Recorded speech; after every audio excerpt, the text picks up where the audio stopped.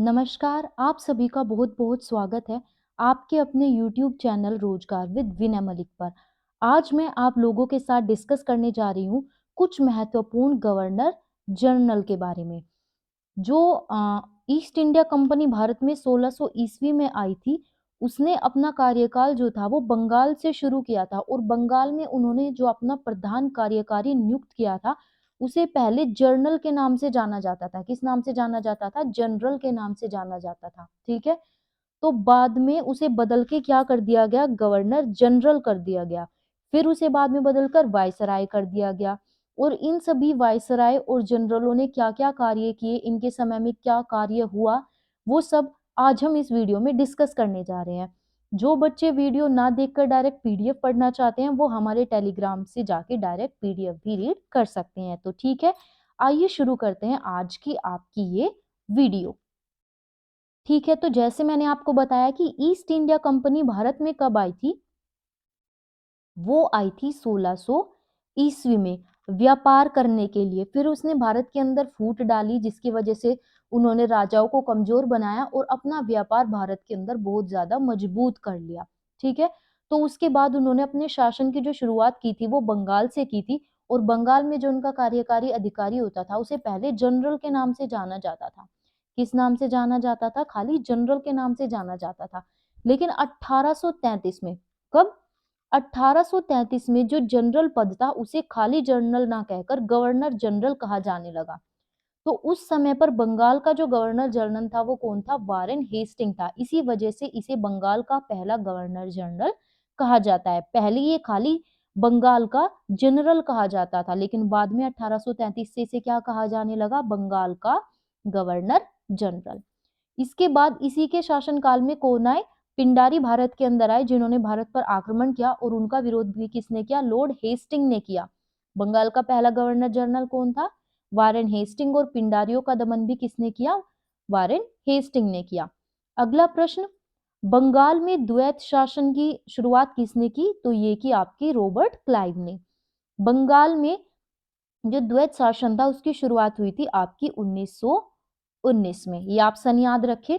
बंगाल में स्थायी बंदोबस्त की शुरुआत किसके कार्यकाल में हुई? लॉर्ड कॉर्नवालिस के कार्यकाल में हुई, जो कि कब हुई? 1793 में। अगला प्रश्न है आपका, भारत में सिविल सेवा के जनक कौन थे? तो सिविल सेवा जो है यूपीएससी आपकी, उसकी शुरुआत भारत में पहले ही हो गई थी कॉर्नवालिस के कार्यकाल में। लेकिन उस समय पर भारत में जो नियुक्त किए जाते थे वो केवल यूरोपीय लोग नियुक्त किए जाते थे। ठीक है, उसके बाद 1922 में भारत के अंदर यूपीएससी का जब गठन हुआ, तो उसके अंदर इंडिया के भी लोगों को पद ग्रहण करने का मौका दिया गया, जिसके तहत सत्येंद्र नाथ टैगोर जो थे वो पहले भारतीय थे जो कि सिविल सेवा में किसी पोस्ट को प्राप्त कर सके। अगला प्रश्न है आपका, भारत का अंतिम गवर्नर जनरल और भारत का पहला वायसराय कौन था? तो भारत का अंतिम गवर्नर जनरल भी लॉर्ड कैनिंग था और भारत का पहला वायसराय भी लॉर्ड कैनिंग था। अब ये गवर्नर जनरल पद को बदलकर वायसराय क्यों किया गया? क्योंकि आप सब जानते हैं कि 1857 में भारत के अंदर क्रांति हुई, जिसकी शुरुआत मेरठ से हुई। और इस क्रांति में सबसे पहले मृत्यु किसकी हुई? मंगल पांडे की हुई। ठीक है, तो मंगल पांडे की इसमें सबसे पहले मृत्यु हुई।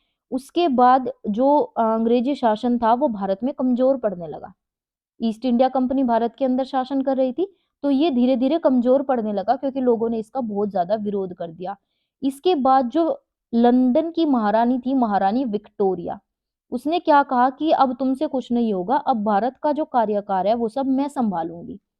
तो इसने 1858 से जो भारत का सारा बोझभार था, मतलब भारत की जो शक्ति थी, वो अपने हाथों में ले ली ईस्ट इंडिया कंपनी से। और तब इसने क्या किया, जो गवर्नर जनरल पद था उसका नाम बदलकर क्या कर दिया? वायसराय कर दिया। ठीक है, उस समय भारत में हेड कौन था? अंग्रेजों का हेड था कैनिंग। इस वजह से इसे अंतिम गवर्नर जनरल भी कहा जाता है या फिर भारत का पहला वायसराय भी कहा जाता है। ठीक है, अगला प्रश्न, बंबई, कलकत्ता और मद्रास में हाई कोर्ट की स्थापना कब हुई? 1862 में हुई। इस समय पर भारत में किसका शासन था? लॉर्ड कैनिंग ही इस समय पर भारत का वायसराय था। ठीक है, क्योंकि ये बना कब था? वायसराय 1858 में। स्वतंत्र भारत का प्रथम गवर्नर जनरल कौन था? अब जब भारत स्वतंत्र हुआ उस समय पर भारत के अंदर एक अंग्रेज ही वायसराय की कुर्सी पर बैठा था, जिसे गवर्नर जनरल भी कह देते हैं। तो वो कौन था? लॉर्ड माउंट बेटन था।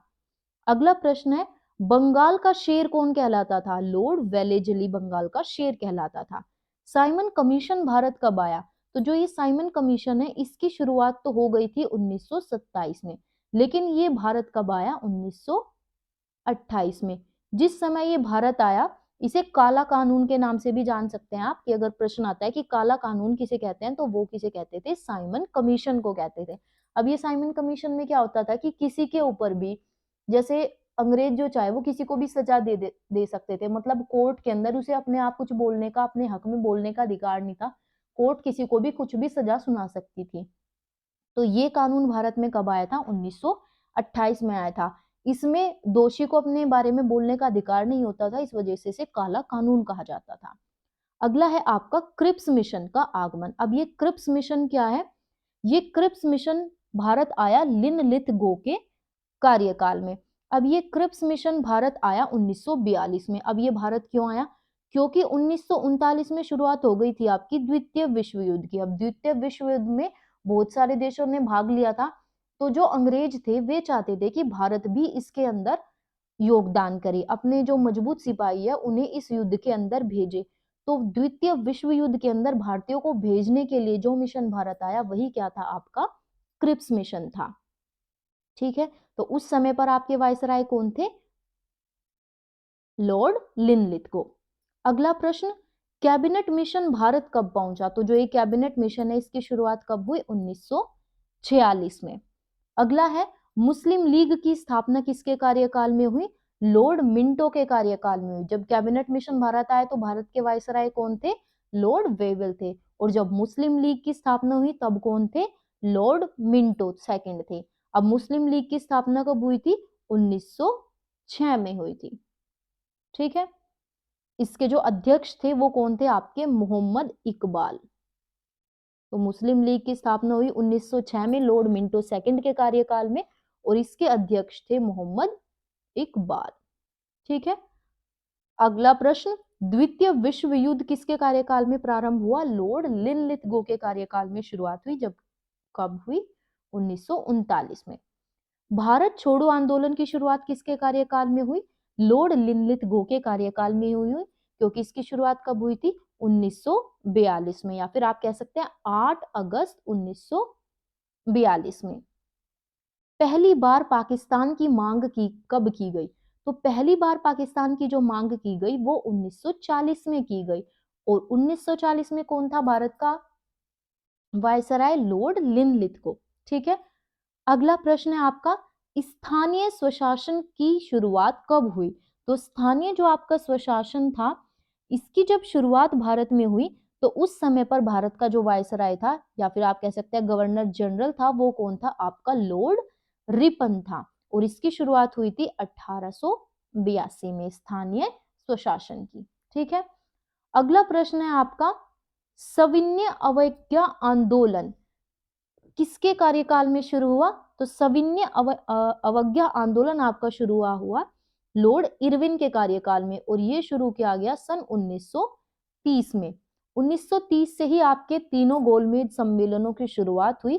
पहला गोलमेज सम्मेलन आपका 1930 में हुआ, दूसरा 31 में हुआ, और तीसरा 32 में हुआ। ठीक है, अगला प्रश्न है आपका, असहयोग आंदोलन कब शुरू किया गया, या फिर किसके कार्यकाल में शुरू किया गया? तो असहयोग आंदोलन आपका शुरू किया गया लॉर्ड चैम्सफोर्ड के कार्यकाल में, और ये शुरू हुआ था आपका 1 अगस्त 1920 में। लेकिन इस असहयोग आंदोलन को हमें वापस लेना पड़ा। इसकी शुरुआत किसने की थी? गांधी जी ने की थी, लेकिन इसे वापस लेना पड़ा क्योंकि इसके पहले ही दिन जो आपके लोकमान्य बाल गंगाधर तिलक जी हैं उनकी मृत्यु हो गई। तो उनकी मृत्यु होने के कारण इस आंदोलन को वापस लेना पड़ा। तो इसमें आपके कई प्रश्न बन जाते हैं कि असहयोग आंदोलन को किसने शुरू किया? गांधी जी ने। किसके कार्यकाल में? लॉर्ड चैम्सफोर्ड के कार्यकाल में। शुरुआत कब हुई? 1 अगस्त 1920 को, और ये वापस क्यों लेना पड़ा? क्योंकि इसके पहले ही दिन बाल गंगाधर तिलक जी की मृत्यु हो गई। अगला प्रश्न, जलियांवाला बाग हत्याकांड जब हुआ तो उस समय पर कौन थे आपके वायसराय या फिर गवर्नर जनरल? वो थे आपके लॉर्ड चैम्सफोर्ड थे। ठीक है, और जो मेन अधिकारी था वो कौन था? Lord Curzon. तो जलियांवाला बाग हत्याकांड की आपकी ये जानकारी हो गई। अगला है होम रूल लीग की स्थापना तथा चंपारण सत्याग्रह। जो होम रूल लीग की आपकी स्थापना है वो की गई थी 1916 में। किसके द्वारा? बाल गंगाधर तिलक एवं एनी बेसेंट के द्वारा। होम रूल लीग किसने शुरू किया? बाल गंगाधर तिलक एवं एनी बेसेंट ने। ठीक है, कब किया? 1916 में किया। और चंपारण सत्याग्रह आपका कब हुआ? 1917 में। इन दोनों के समय पर कौन था आपका हेड? Lord Chelmsford. अगला,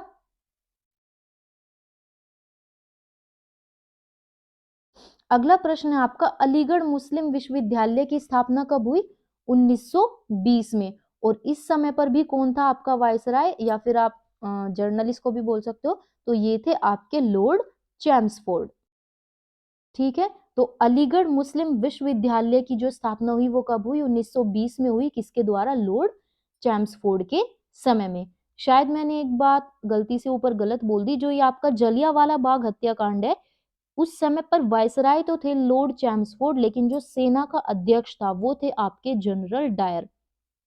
जनरल डायर, शायद मैंने यहाँ पर गलती से कर्जन नाम ले दिया, मुझे याद आया, तो ये आप सही कर लीजिएगा कि ये जो हत्याकांड हुआ उस समय पर सेना के अध्यक्ष कौन थे? इनके जनरल डायर थे, जिसने ऑर्डर दिया था इस हत्याकांड को अंजाम देने का, जिसके अंदर जो आपके चंद्रशेखर आजाद है उनकी मृत्यु हो गई थी, उन्होंने खुद को गोली मार ली थी। जो ये जलियांवाला बाग है ये अमृतसर के स्वर्ण मंदिर से थोड़ी दूरी पर स्थित है। और ये जलियांवाला बाग हत्याकांड हुआ कब?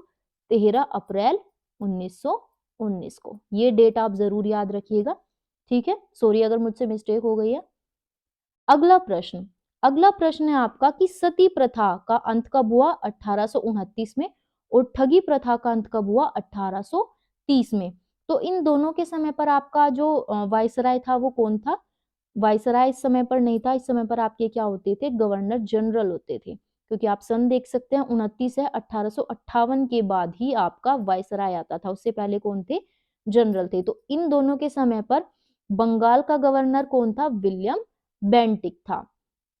अगला है कि भारत के अंदर फैक्ट्री अधिनियम की जब शुरुआत हुई उस समय पर भारत में कौन था? आपका लॉर्ड रिपन था। ठीक है, तो फैक्ट्री अधिनियम की शुरुआत के समय पर कौन था? लॉर्ड रिपन था। अगला है आपका संविधान सभा की प्रथम बैठक किसके काल में हुई? लॉर्ड वेवेल के काल में हुई। अगला, सहायक संधि की शुरुआत किसने की? और फोर्ट कॉलेज की स्थापना किसके कार्यकाल में हुई? तो सहायक संधि की जो शुरुआत थी और फोर्ट विलियम कॉलेज की जो स्थापना हुई 1800 ईस्वी में, उन दोनों के समय जनरल कौन थे? आपके लॉर्ड वेलेजली थे। अगला, भारत में सहायक संधि का प्रयोग किसने किया? डुप्ले ने किया। जो सहायक संधि थी उसका निर्माण कब किया गया? 1798 ईस्वी में किया गया। उस समय पर भारत के गवर्नर कौन थे? Lord Dupleix. अगला, महारानी विक्टोरिया कैसरे हिंद उपाधि से सम्मानित कब की जब की गई उस समय पर भारत के वायसराय कौन थे? लॉर्ड लिटन थे। और इन्हें उपाधि से सम्मानित कब किया गया? 1877 के अंदर। अगला प्रश्न, अंग्रेजी को शिक्षा का माध्यम किसने बनाया? लॉर्ड विलियम बेंटिक ने बनाया। मतलब जिस समय पर लॉर्ड मैकाले, मैकाले एक अंग्रेजी मतलब ब्रिटिश अधिकारी था जो कि भारत में आया, जिसने भारत के अंदर स्कूलों की शुरुआत की। तो ये किसके काल में भारत आया था? लॉर्ड विलियम बेंटिक के काल में भारत आया था, जिसने कि 1835 में भारत में अंग्रेजी स्कूलों की शुरुआत की। अगला है आपका कांग्रेस का जनक। जो कांग्रेस है उसका जब जन्म हुआ, कांग्रेस का जन्म आप जानते हैं कि कब हुआ था? 1885 में हुआ था। तो जब 1885 में कांग्रेस की स्थापना हुई उस समय पर कौन था आपका वायसराय? Lord Dufferin. अगला है भारतीय प्रेस का मुक्तिदाता कौन कहलाता है? Charles Metcalfe. नेक्स्ट, जो आपकी नरबली प्रथा का अंत है ये किसने किया? लॉर्ड हार्डिंग ने किया। दास प्रथा का अंत किसने किया? लॉर्ड एलन ब्रो ने किया। दास प्रथा का अंत आपका कब किया गया? 1843 में किया गया।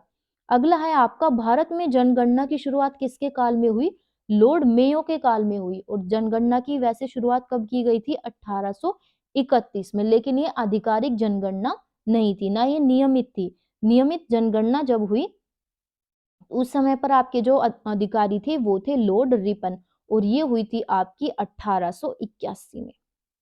ठीक है, भारत में पहली जनगणना की शुरुआत हुई 1872 में, लेकिन ये नियमित नहीं थी। इस वजह से 1881 में लॉर्ड रिपन के समय पर इसे आधिकारिक रूप से नियमित चला दिया गया। उसके बाद हर 10 वर्ष के बाद आपकी जनगणना की जाने लगी। नेक्स्ट है आपका, प्रथम गोलमेज सम्मेलन किसके काल में हुआ? लॉर्ड इरविन के काल में हुआ। ये मैंने आपको बताया कि प्रथम कब हुआ था, आपका 1930 में हुआ था। द्वितीय गोलमेज सम्मेलन किसके काल में हुआ? लॉर्ड वेलिंगटन के कार्यकाल में हुआ, जो कि कब हुआ? आपका 1931 में हुआ। तृतीय गोलमेज सम्मेलन कब हुआ? आपका 1932 में। तृतीय गोलमेज सम्मेलन के अंदर कांग्रेस ने भाग नहीं लिया। ठीक है, ये आपको याद रखना है। अगला है आपका, बंगाल का विभाजन किसके काल में हुआ? लॉर्ड कर्जन के काल में 1905 में, या फिर 16 अक्टूबर 1905 को ये हुआ। अगला है आपका, रेलवे बोर्ड का गठन किसके काल में हुआ? तो रेलवे बोर्ड का जो गठन है वो आपका किया गया सन 1905 में ही, और इस समय पर भारत का वायसराय कौन था? Lord Curzon. बंगाल विभाजन रद्द किसके काल में किया गया? तो ये किया गया लॉर्ड हार्डिंग के काल में 1911 में। ठीक है, अगला प्रश्न, भारत में रेलवे की स्थापना किसके काल में की गई? तो भारत में रेलवे की जो स्थापना की गई वो की गई लॉर्ड डलहौजी के काल में। अगला प्रश्न, भारत में डाक की स्थापना कब की गई? तो भारत में डाक की स्थापना की गई 1854 में, और उस समय पर भारत में किसका शासन था? लॉर्ड डलहौजी का शासन था। तो आपको याद रखना है कि ये बहुत इंपॉर्टेंट क्वेश्चन है कि डाक की स्थापना भारत में किसके काल में हुई? लॉर्ड डलहौजी के काल में हुई। ठीक है, तो ये थे आपके कुछ महत्वपूर्ण प्रश्न जो कि आपके गवर्नर जनरलों से संबंधित थे। मुझे उम्मीद है कि ये सभी आपको बहुत अच्छे से समझ आए होंगे, और ये सिर्फ आपका एक रिवीजन था, क्योंकि पहले आप इन सबको अच्छे से पढ़ चुके हैं। यदि कोई एक आधा इसमें ऐसा था जो आपने नहीं पढ़ा था तो आप उसे अच्छे से याद कर लीजिएगा। ठीक है, धन्यवाद।